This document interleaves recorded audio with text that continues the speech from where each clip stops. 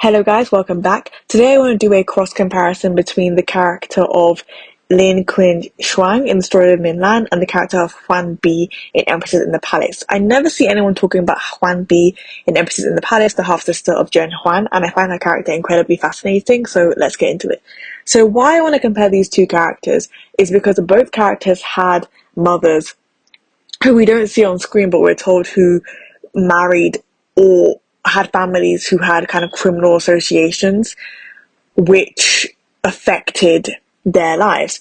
So Lin Qinshuang's father was indicted of a crime, leaving her mother and herself basically out on the streets and homeless, which is why she ends up grabbing onto Minglan's father and entering into the household and having two children for him. And Huan Bi ends up being a maid of her half-sister because the dad could not take her mother in, basically. And I think I have a feeling the mother died as well. So she grows up beside her sister as a maid, knowing they're sisters because of her identity, basically.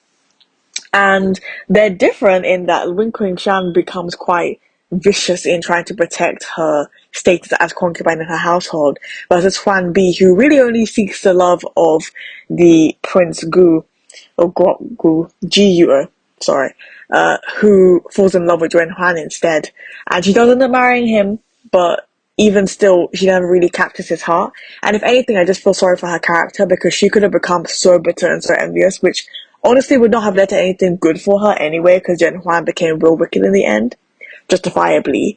But she took on her struggles and like the kind of like rubbish that life threw at her really, really well. I feel like she handled it really well. And compared to Lin Qinshuang is a character that I think people can actually have a lot of empathy for.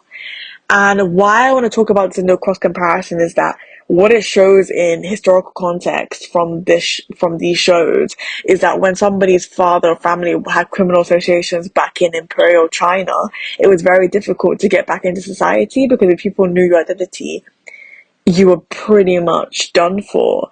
So that's kind of what I wanted to say. Like, there are different ways of going about things in spite of having the same experiences. So I found that quite interesting. Let me know if you want to talk about this further in the comments. And if you like my videos, please like and subscribe. Thank you. Bye.